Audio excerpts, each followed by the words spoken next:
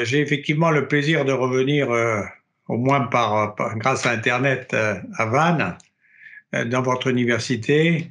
J'avais été invité il y a quelques années pour parler du processus décisionnel et ça avait été, je pense, une visite, une rencontre intéressante. Alors, quel avenir pour l'influence française en Afrique? Quand, quand j'ai reçu le thème de ce que pouvait être cette rencontre, je me suis d'abord interrogé sur le style qu'il convenait de lui donner. Est-ce qu'il fallait faire une conférence style universitaire euh, ou aller plutôt vers un ensemble de réflexions sur la base d'une causerie sur un espace plus long? C'est un peu vers ça que je m'oriente aujourd'hui, si vous voulez bien. Mais tout d'abord, je voudrais vous montrer, en tout cas pour les plus jeunes, car les plus anciens sont avertis, mais les plus jeunes sur le fait notamment que l'Afrique ne m'est pas indifférente, et cela depuis le début, je veux dire. Hein. Depuis le début, puisque je suis né en Algérie, donc c'est déjà le nord de l'Afrique, que j'ai épousé j'étais fils d'un ingénieur, et j'ai épousé une femme qui était le fils d'officier, mais qui est née à ce qu'on appelle un N'Djamena, ce qui s'appelait à l'époque Fort Lamy. Et pour augmenter un peu ce lien avec l'Afrique, parmi nos enfants, nous en avons eu un qui est né dans le territoire français des Afars et des Issa. Pour certains, je précise que c'est ce qui est devenu la République de Djibouti.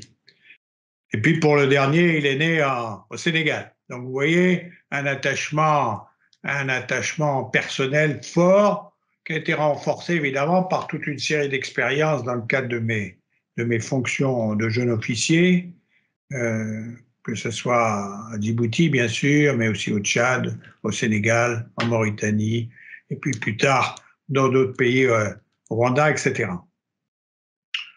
Ce qu'a précisé Bruno Thévenant, c'est que j'ai été conseiller Afrique et Moyen-Orient de deux chefs d'état-major, l'amiral Langsat, puis ensuite le général Douin.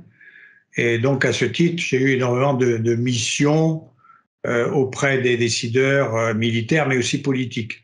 Ce qui nous ramène déjà, qui nous rapproche du sujet de l'influence. Hein. L'influence, c'est qu'elle pouvait être par la France, du moins dans un de ses vecteurs, dans les années 90-2000.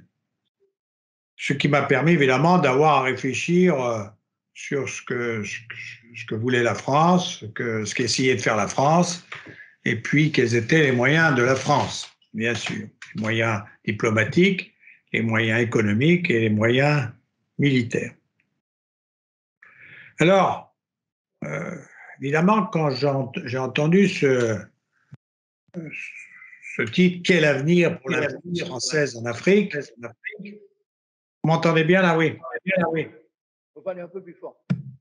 Je parle un peu plus fort. D'accord. Je dirais que quel avenir pour l'influence française en Afrique. Je pourrais me limiter à ce que me disait un chauffeur camerounais qui me prenait en taxi il y a quelques jours. C'était un homme d'une cinquantaine d'années à peu près, qui avait une vision très sombre de l'influence de la France dans son pays. Il n'était pas anti-français, mais il considérait que l'influence était vraiment maintenant complètement dépassée, et que nous étions complètement dépassés à la fois par les Chinois, par les Turcs et par les Russes. Il parlait un peu des Américains, mais pratiquement plus rien sur la France. C'était assez sombre. Bon, il n'empêche qu'il avait quand même son petit business. Il expédiait nos voitures d'occasion pour les vendre dans une des régions du Cameroun. Et c'était par ailleurs un homme très, très courtois. Il n'y avait pas d'animosité dans notre discussion en revenant d'un aéroport. Il est bien évident que cette vision extrêmement courte et brutale, corrosive. C'est celle d'aujourd'hui, d'un homme, et pas forcément celle qui reflète la réalité de l'influence de la France en Afrique et surtout quel pourrait être son avenir. Alors, quand on parle d'influence, je pense qu'il est intéressant d'avoir quand même une réflexion sur ce qu'est l'influence. Car mon but aujourd'hui n'est pas de faire un micromanagement pour vous expliquer aux plus jeunes ou aux plus anciens que le contre-putsch du Burkina Faso va foirer dans 3 mois et qu'on aura un 3e putsch au Burkina Faso ou que finalement Wagner va partir du Mali parce qu'on a besoin des hommes du Wagner pour mener les opérations que souhaite Poutine en Ukraine. Non, je ne vais pas jouer le rôle du micromanagement. Je vais essayer de développer une réflexion plus longue de façon à permettre à chacun de mener sa propre réflexion sur ce qu'est véritablement la notion d'influence et les réalités de maintenant et je dirais même les réalités probables à court et moyen terme, c'est-à-dire dans les 10 ans qui viennent. Alors sur ce problème de l'influence, il y a eu un certain nombre d'abord, c'est un peu de sémantique, des colloques à Sciences Po pour essayer de déterminer ce qu'était l'influence en politique. Alors, ce qu'ils retiennent, c'est que ça a pour objectif de modifier le comportement d'une cible sans recours à la contrainte ou à la coercition. Ça, c'est un premier ensemble qui est pas mal, pas très détaillé, mais modifier le comportement d'une cible sans recours à la contrainte ou à la coercition. Bon, dans leur débat, ils ont avancé évidemment sur l'expression anglaise soft power, ou méthode douce, pouvoir de négociation, qui est utilisée dans le cadre des relations internationales pour désigner la capacité d'un État à influencer et à persuader sans utiliser la menace ou autre moyen coercitif. Soft power. Bon, ça, c'est l'expression anglaise. Il y a d'autres, ils ont travaillé, évidemment, il y a d'autres définitions qui sont... Il y a une coupure? Oui. Non, il n'y a pas de coupure, si, c'est bon? Gérard, tu me lèves le pouce si ça marche, hein, ou si ça ne marche pas. C'est bon, ça marche. C'était un coup de Poutine. Parce que je ne te vois pas, Bruno. Hein. Faut que tu te mettes devant moi parce que je ne te vois pas.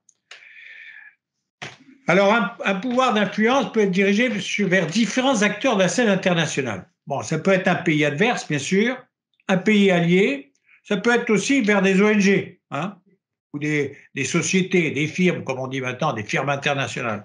Alors, il y a même eu un classement du pouvoir d'influence à l'heure actuelle. Alors, sans vous surprendre outrageusement, on pourrait deviner très facilement que l'État qui a la plus grande capacité d'influence en 2022, tel qu'il ressort des classements, ce sont les États-Unis d'Amérique. Qui sont suivis, d'ailleurs, de manière qui me surprend un peu plus, qui sont suivis par la Grande-Bretagne. La Grande-Bretagne, donc, garde ses grandes capacités d'influence. On a vu d'ailleurs une superbe démonstration de la capacité d'influence avec cette cérémonie tout à fait exceptionnelle, remarquable et parfaitement exécutée de l'enterrement de la reine Elisabeth II.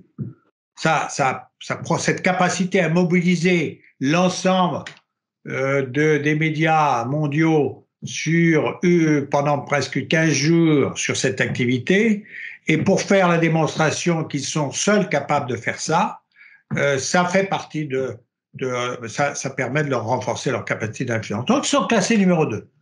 Le troisième, les Allemands. Les Allemands, notamment dans tout le domaine commercial et financier, restent extrêmement puissants. Bon, ça ne vous surprend pas, c'est une grande nation industrielle qui domine des secteurs entiers des machines-outils et donc, si j'ose dire, qui ont le contrôle de la partie haute des industries dans beaucoup de pays qui se développent ou qui sont en voie d'industrialisation. J'ose dire, ils n'avaient pas de puissance politique, pratiquement pas de puissance militaire, mais leur puissance économique était dopée par justement cette grande capacité d'influence. Le quatrième, enfin, j'allais dire, parce que souvent son nom nous vient naturellement, c'est la Chine. La Chine, alors vous avez une superbe démonstration, vous avez dû regarder il y a 2 jours au moins quelques extraits de la présentation du congrès du Parti communiste chinois.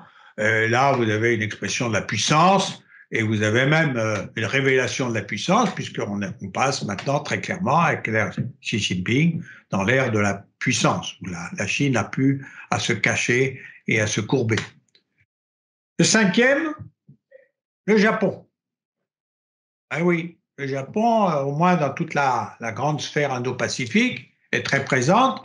Et puis, il domine encore certains secteurs où ils sont très puissants. Et nous arrivons juste après, avant le Canada et avant la Russie. Avant le Canada et avant la Russie. La Russie n'est pas un rang très élevé, mais il faut dire que sa puissance économique est très moyenne. Même si sa puissance politique est encore redoutable. Alors, il y a quand même des définitions plus précises. Et il y a une définition plus précise sur le mot influence qui mérite d'être retenue parce qu'elle est claire. C'est il y a influence dans la mesure où A fait faire à B ce qu'il n'aurait pas fait autrement. Je répète, il y a influence dans la mesure où A fait faire à B ce qu'il n'aurait pas fait autrement. Ça, c'est vraiment une bonne définition que ça a été formulé déjà il y a une cinquantaine d'années. Hein. Donc, si vous voulez, vous voyez bien qu'on se penchait il y a une cinquantaine d'années. C'est le professeur Dahl, 1903. Et c'est donc une définition assez ancienne, mais qui montre que déjà, on se penchait sur la possibilité de l'influence. Alors, dans le dictionnaire de la science politique et des institutions politiques, hein, évidemment,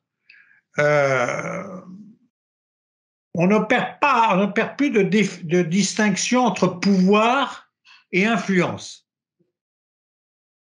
Et déjà, ils évoluent vers une autre notion qui nous est moins coutumière, c'est le pouvoir d'injonction.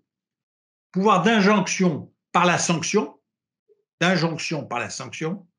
et pouvoir d'influence par la gratification. Quand vous regardez l'actualité, donc maintenant, vous voyez que le pouvoir d'injonction par la sanction, vous en avez des démonstrations évidentes. Il y a une capacité de pouvoir des Occidentaux d'injonction sur le pouvoir russe à travers ce type de sanctions, de train de sanctions. Et on a un pouvoir d'influence par la gratification. Là, vous avez de très nombreux exemples, tout à fait présents, menés par des pays de taille moyenne qui, grâce à des gratifications, obtiennent de l'influence. Donc là, vous avez encore, pour réfléchir à ce que veut dire le pouvoir d'influence, à la fois ce pouvoir d'influence qui passe par le pouvoir d'injonction par la sanction, ou pouvoir par la gratification, c'est un pouvoir d'influence qui est un peu plus soft. Alors, je crois que, je ne veux pas être trop long sur cette définition, mais à mon avis, elle est quand même majeure. Il faut garder quand même une graduation entre influence, pouvoir et soft power. Soft power, gardez simplement que c'est par les normes. Le soft power est très important, hein. Soft power, c'est par les normes. Donc, si vous définissez les normes de certains objets, vous allez amener tout le monde à aller dans ces normes-là. Comme vous êtes préparé et votre industrie ou vos pouvoirs sont préparés à ce type d'action, vous allez avoir une influence. C'est tous ceux qui démarrent, notamment les grandes puissances économiques, sont capables de démarrer avec une action par le pouvoir normatif. le soft power, et puis de soft power, pas le voir normatif, ça devient à ce moment-là, on enchaîne sur une mode, et à ce moment-là, on enchaîne sur les marchés, et à ce moment-là, on domine les marchés, on a une capacité à influencer les autres. Alors, le deuxième point, pour réfléchir sur le pouvoir d'influence, c'est, je voudrais que notamment les étudiants aient bien en tête que c'est une fonction, l'influence est une fonction de la politique économique et économique. Politique et économique. Alors vous me direz, oui, oui, et alors? Eh bien, et alors, c'est que quand on regarde notamment l'Afrique, dans l'espace africain, sur les derniers siècles, on voit que, je ne parle pas des interactions africaines, là, je parle des actions extérieures à l'Afrique qui veulent avoir de l'influence sur l'Afrique, on voit que c'est toujours lié à la puissance politique et économique. Les deux premiers, c'est le Portugal et l'Espagne. Portugal et l'Espagne ont de l'influence, d'abord sur les côtes africaines, pour rechercher des marchés, on parlera après d'autres choses, et donc c'est parce qu'ils sont à ce moment-là des grandes puissances. L'Empire portugais ou l'Empire espagnol sont en plein développement, c'est eux qui maîtrisent les mers, c'est eux qui maîtrisent les mers, c'est eux qui maîtrisent les développements, c'est eux qui contrôlent les voies commerciales, au moins jusqu'à Cap Bonne-Espérance. C'est un peu plus compliqué dans le côté Pacifique. Et donc, ils se développent et ils ont une influence. Ensuite, bien entendu, il y a cette grande période de l'esclavage en Afrique, avec deux courants. Le courant occidental, on le connaît parfaitement, mais on a aussi le courant arabe, qui est d'ailleurs plus important. Et les grands experts sénégalais se sont penchés là-dessus, pas que sénégalais d'ailleurs, pour montrer que le trafic d'esclaves était encore beaucoup plus important sur la côte est africaine. Effectivement, là, c'est des échanges qu'on n'ose pas même pas qualifier, tellement ils sont scandaleux, mais disons que c'est là un peu l'habitude, pour ne pas dire autre chose, dans ces siècles-là, et donc on a la puissance des pays arabes qui récupèrent avec leur argent, voire la force, des populations, et de même les Occidentaux font commerce en achetant et en vendant des esclaves d'une rive d'un continent à l'autre.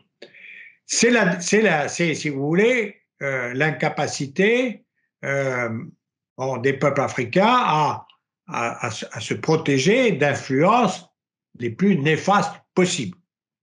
Et puis vient la période des empires coloniaux qui succèdent. Alors les grands empires coloniaux, vous les connaissez, mais il y en a plusieurs quand même. Il y a bien sûr l'Empire britannique, on y reviendra, mais c'est devenu la puissance mondiale au XIXe siècle. Il faut bien l'avoir en tête. C'est la puissance mondiale, celle qui domine les relations internationales, qui domine la mer et qui est la première puissance industrielle. D'ailleurs, la révolution industrielle, c'est part de Grande-Bretagne. L'Allemagne n'existe pas encore. Il y a des capacités, il faudra attendre la fin du 19e. Quant à la France, on se remet des guerres contre les coalitions. Nous avons fait 7 guerres successives du temps de Bonaparte contre les coalitions, et ça nous a quand même durablement affaiblis. Mais disons qu'on va participer, et la Troisième République va participer avec, on appellera un peu l'Empire français, mais enfin qui a déjà démarré sur certaines côtes, notamment au Sénégal et ailleurs, mais qui va se développer au XIXe siècle. Mais il y a aussi les Belges. Les Belges. Les Portugais sont toujours là, les Espagnols, les Allemands. N'oublions pas les Allemands. C'est la conférence de Berlin, on se partage l'Afrique. Là, on est vraiment dans c'est l'influence qui est le pouvoir complet.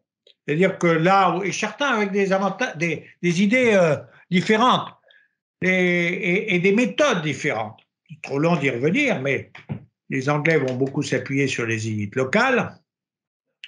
Nous aurons des projets peut-être que l'on trouvait généreux, d'administration, d'éducation, de santé, de développement, mais avec évidemment une action très directe.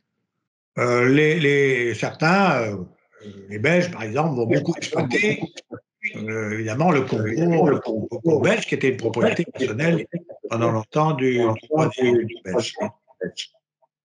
Et puis, et vous avez la Première Guerre mondiale et le nationalisme. Et là, vous avez une grande évolution. Mais pourquoi il y a ces grandes évolutions? Parce qu'il y a affaiblissement des grandes puissances. Les États-Unis deviennent la première puissance, pas en tant que première puissance mondiale, mais une première puissance tout de même, tandis que l'Angleterre, la France, l'Allemagne, la Belgique, nous sortons très affaiblis. Ce qui permet la montée du nationalisme. Dans l'influence des quatre nations, il y a cité, diminue, et vous avez à ce moment-là la conclusion, le début, en tout cas, du nationalisme, que ce soit l'Afrique du Nord, de l'Ouest ou de l'Est. C'est important de le noter, c'est que vous avez bien cette relation entre la puissance d'un pays et son influence. Alors, il y a un deuxième guerre mondiale, un coup presque fatal à notre influence.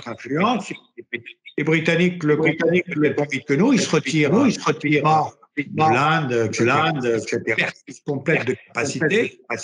On n'a plus de capacité, ni industrielle, ni militaire, ni économique. Et bien, on n'a plus qu'à faire marche arrière.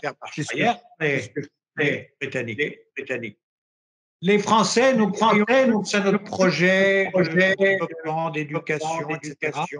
Et donc, on va essayer de se maintenir plus longtemps.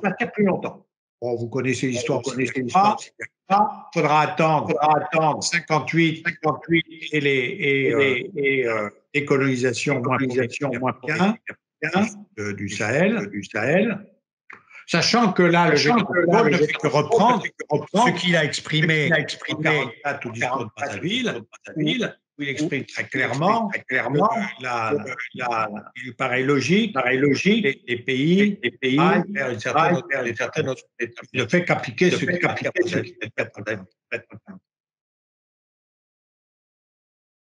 Période 60-90, affaiblissement. La France se retire, mais pas complètement. Pourquoi? Parce que, évidemment, on a encore une capacité, c'est ce qu'on va appeler la France-Afrique. Nous cherchons évidemment à préserver nos intérêts, nos collectivités, notre langue. Enfin, on n'est pas resté des dizaines et des dizaines d'années en Afrique, parfois plus d'un siècle, pour abandonner tout ce que nous avons pu faire et créer, et tous les liens que nous avons créés avec ces nations, sachant que dans la plupart des cas, les nations souhaitent maintenir une relation avec la France. Il y a quand même des orientations qui ont été prises, des habitudes qui ont été prises. Vous avez des chefs d'État qui ont été, pas tous officiers, certains ont été officiers, mais d'autres ont été députés. Évidemment, vous pensez tous à Houphouët-Boigny ou Abdou Diouf. Abdou Diouf ou évidemment Léopold Sédar Senghor, mais il y en a d'autres qui sont d'anciens députés français.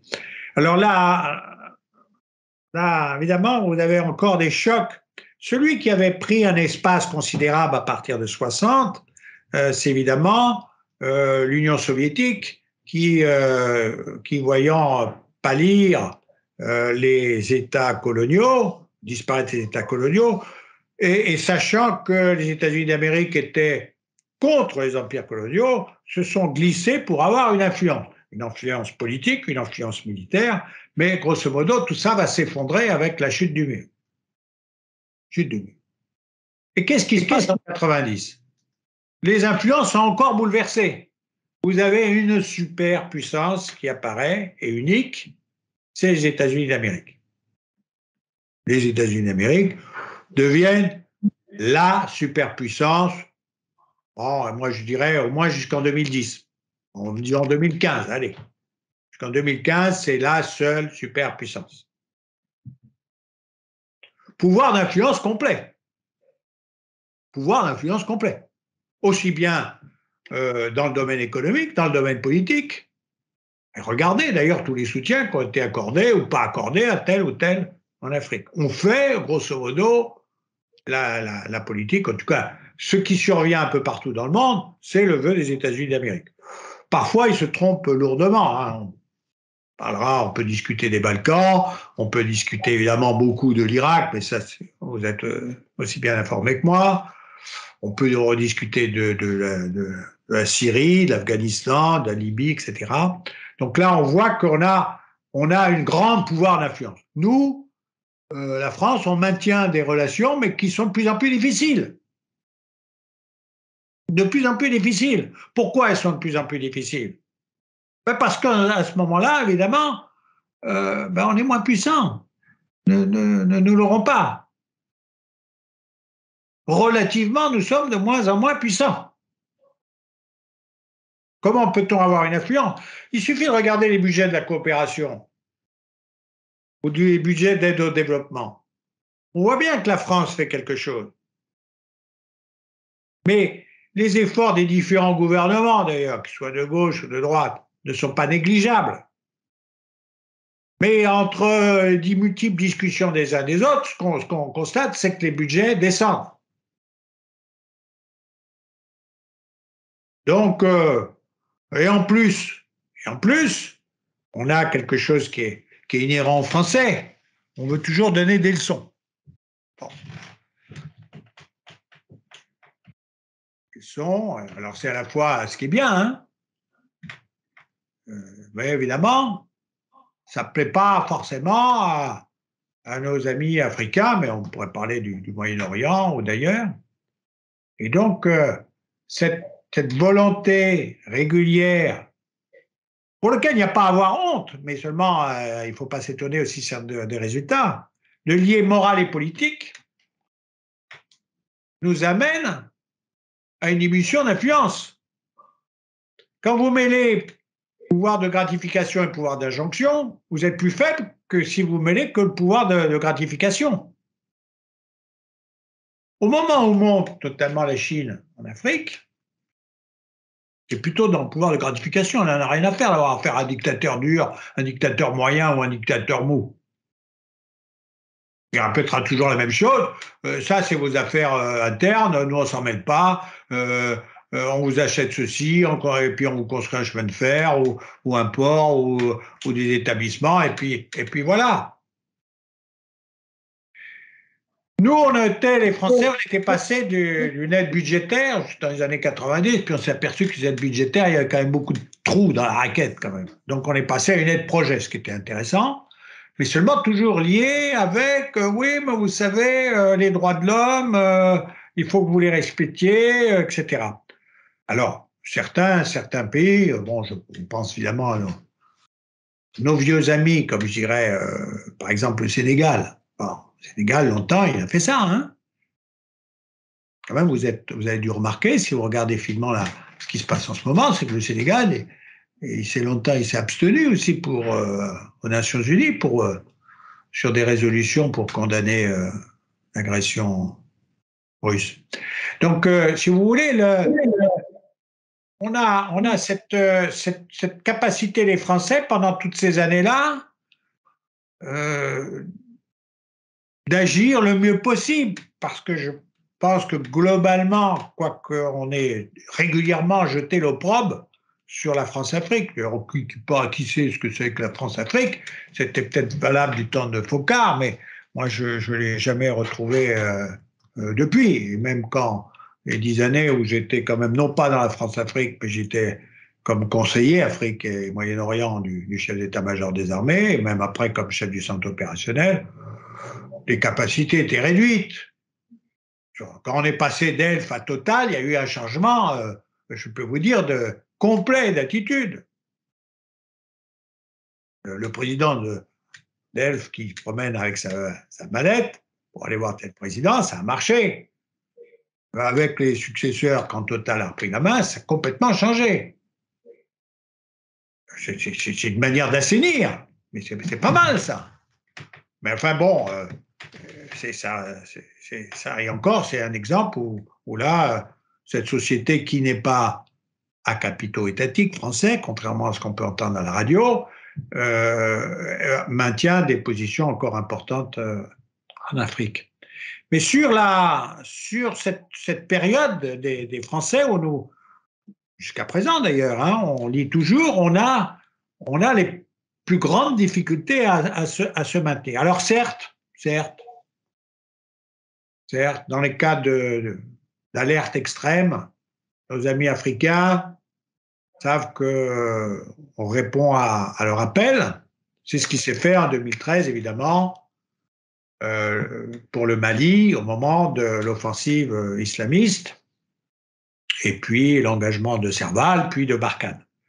Donc là, on avait une puissance par la force pour aider les États du Sahel à contenir l'islam. Donc c'est ce qui est une bonne chose. Mais on a vu les limites et on a vu qu'à un moment donné, la guerre informationnelle menée par les Russes va détériorer nos positions en Centrafrique, au Mali, au Niger, au Burkina Faso, etc. Et donc le retrait de Barkhane. Alors, quelle influence pour l'avenir? Vous voyez bien, à m'écouter, que théoriquement, je ne suis pas optimiste, puisque la France a établi un nouveau record de 15 milliards de déficit budgétaire au mois d'août, que notre dette affiche 3 000 milliards, que nos besoins internes et même de protection de nos intérêts vitaux augmentent, notamment avec la résurgence de la guerre à haute intensité. Vous voyez bien que je vois mal un chef d'État français mettre beaucoup de milliards dans le renforcement de l'influence de la France en Afrique. Et on voit bien que les autres États européens baissent la garde. Quand vous regardez les premiers prix d'influence sur l'Afrique en ce moment, vous voyez que la carte est complètement rouge. Ah, c'est plus la Russie, là, c'est la Chine. Et la Chine est complètement rouge. J'exagère, il y a 52 États, et encore en reconnaissant celui du Polisario. Mais disons qu'il y en a au moins 45 qui sont comme ça. Le premier acteur de ces pays-là, c'est la Chine. Alors, les États-Unis, les États-Unis, ils ont reculé. C'est pour ça que je vous ai dit que maintenant, il y a une deuxième superpuissance, la deuxième puissance économique mondiale et militaire, hein, et militaire. Pour le moment. Pour le moment. Et la Chine continue, non pas son bond en avant, il ne faut pas exagérer, mais sa croissance en termes de puissance. Et elle ralentit un peu au plan économique, en termes de puissance, elle continue. Alors, je ne suis pas optimiste du tout. Mais je ne voudrais pas vous laisser sur une note pessimiste, car, si vous voulez, si on regarde, moi, telle ma vision des années à venir, qui est assez sombre, hein, qui est assez sombre. Alors, je me suis attelé à ce travail, d'ailleurs, parce que je viens de publier un livre, qui serait de la publicité, mais s'appelle 2030, la guerre de retour. Donc, je me situe en 2030, et où je présente évidemment une situation en 2030 de la situation géopolitique. Pour moi, très sincèrement, et ça peut en surprendre un certain nombre, parce que ça n'a pas été ma position, notamment pendant des dizaines d'années, c'est que je considère que les Européens, nous pouvons avoir une influence dans le monde, nous pouvons compter dans le monde, que si nous allons beaucoup plus loin en termes d'organisation. Ce n'est pas l'Union européenne dont on voit les limites et la capacité tout juste à suivre les orientations américaines. Non, malheureusement, pour les Européens, il faut qu'ils se reprennent en main. Alors, c'est possible, c'est en tout cas mon espoir. Et aller vers où? Eh bien, je crois, c'est pour ça que je dis qu'il y a peut-être un avenir de la France, mais dans un cadre qui est un peu différent en Afrique, c'est dans le cadre d'une une Europe fédérale. Parce que nous ne pesons plus assez. Nous ne pesons plus assez. Là, oui, ça aurait un sens. Parce qu'il y a des expertises françaises dans la relation africaine, parce qu'il y a la langue française, parce que nous avons un certain nombre d'ingénieurs, de diplomates, de militaires, d'experts qui connaissent le milieu et qui pourraient justement, avec la puissance d'un État fédéral européen, pourraient préserver ou regagner des parts en Afrique. Puisque là, je ne me mets pas dans le micromanagement, hein, je ne vous explique pas que le capitaine qui a pris le pouvoir au Burkina, il va rester ou pas rester. Je vous explique qu'est-ce qui peut arriver dans les 10 ans à venir. 10 ans à venir, où on va vers l'extinction et la suprématie chinoise, notamment chinoise, d'abord soft et puis moins soft. Il y a quand même une belle base militaire maintenant à Djibouti, et il y en aura d'autres. Ou alors, parce que les États-Unis, ils vont se focaliser sur l'Indo-Pacifique. Hein. C'est ça leur grand champ. Pour le moment, ils sont face aux Russes, mais ils usent les Russes et puis ils se retourneront ensuite face à la Chine. Ils n'ont pas eux, ils l'ont annoncé, leur but de guerre, c'est celui-là. Mais nous, les Européens, si les États-Unis se concentrent complètement dans leur relation de plus en plus compliquée avec la Chine, il faut que nous, Européens, on soit capables de s'organiser et de peser lourd. Alors, là, je m'adresse, évidemment, c'est le message de quelqu'un d'un certain âge, mais je dis si, notamment je m'adresse aux étudiants, si vous voulez que la France et les Européens nous pesions, tout n'est pas noir devant vous. Mais il faut que vous vous preniez en main, que vous arriviez à créer un ensemble européen avec une autorité politique. Car les militaires, j'en ai fait partie, comme quelques-uns dans cette salle, nous recevons des ordres d'une autorité politique. L'idée de la construction d'une armée européenne avant de construire l'autorité politique a toujours été pour moi une ineptie. Si l'autorité politique est construite, les militaires, nous arriveront à fonctionner très rapidement ensemble. Parce qu'on parle anglais, parce que certains parlent allemand, et vice-versa, etc., etc. C'est donc vers un pouvoir politique qu'il faut s'orienter pour pouvoir avoir des instruments de puissance qui permettent, aussi bien économiques que diplomatiques que militaires, pour peser dans le monde. Donc voilà, je vais vous, évidemment, essayer de répondre à vos questions si vous en avez, mais je voudrais donc terminer sur cette vision sombre, parce que si elle ne tient compte que de l'évolution économique de notre pays, et je vous ai dit que l'évolution économique et politique, c'est un facteur de puissance, et bien à ce moment-là, j'ai une vision sombre. J'ai une vision claire et avec plus d'espérance, une vision plus européenne. Merci beaucoup. On va d'abord remercier le général pour cet exposé, puis on va passer au...